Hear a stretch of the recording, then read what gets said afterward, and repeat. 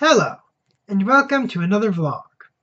I read an interesting article yesterday talking about how a lot of sci-fi universes are inaccessible for people with disabilities.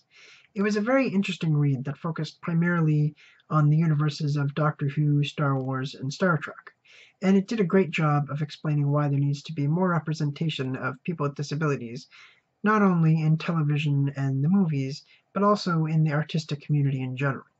So I'm going to include a link in the description below for you to check out that article, which I encourage you to do so. The reason I bring that up is because it fits perfectly with what I want to talk about today, which is the 7th Annual Art of Disability Festival. So what is the Art of Disability Festival? It's an annual event held in Halifax, Nova Scotia, which showcases the work of local artists with disabilities.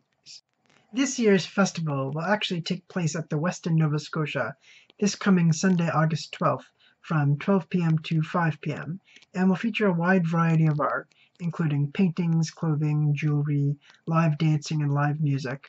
You name it, it's all going to be there, and some of the art will even be up for sale. So you can go to the festival, enjoy some great art, and maybe even take some of it home with you. So you may be wondering who organizes this festival. It's organized by an organization called Independent Living Nova Scotia. They're a non-profit organization for people with disabilities based in Halifax, and basically what they do is they provide programs and services to people with disabilities to help them live independently. And as a former client of ILNS myself, I can attest that they do great work. They did a lot for me while I was living in the city, going to college, and I think in a lot of ways that shaped who I am today, and they've also helped a lot of my friends over the years as well. The best part about ILNS is they primarily hire people with disabilities, so it's an organization of people with disabilities helping other people with disabilities, because who better to help you than someone who understands your unique challenges?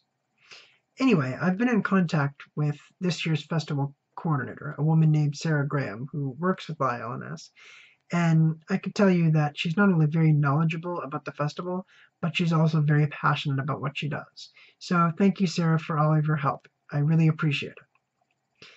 Anyway, you may be wondering why all of this is important. Now, like I mentioned at the beginning of this episode, the purpose of this festival is to showcase the work of local artists with disabilities. Which is very important because, like I said, people with disabilities tend to be underrepresented in the artistic community. And this is important for two main reasons. First of all, it creates a platform for people with disabilities to not only promote themselves, but also the work that they do, specifically their artwork.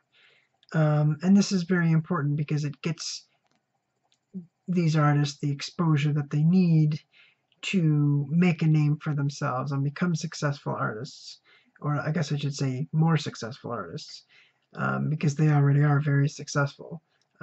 After all, they do have their art in a festival. That's a big milestone. Um, and what this does is this not only shows that people with disabilities are just as capable as their able-bodied counterparts, but it also showcases some of the work that they do and shines some light on the disabled community. The second reason it's important is because it creates awareness and kind of educates people about important disability-related issues such as accessibility and inclusion. I've talked on this series a lot about how education is the first step towards making change, and I think that holds true, especially in terms of this festival. You know, like I said, that brings attention to the disabled community and shows what they can do, and I think that's the best way to bring about change, is to create that awareness. So that's just a basic overview of the festival, and I'm going to include a couple of links in the description to articles that talk about the festival in more detail, which I encourage you to check out. If you are able to, I suggest that you please go to the festival, because not only does it help support the disabled community and the artistic community, it's a great way to see some amazing art and to maybe even buy yourself something nice. So by all means, go to the festival if you get the chance. Anyway, that's pretty much all I want to talk about today.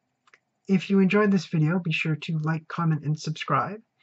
And also be sure to follow Squeakable Productions on Facebook, Twitter, and Instagram. If you want to help us make more videos, be sure to support us on Patreon. Anyway, thanks for watching and see you next week.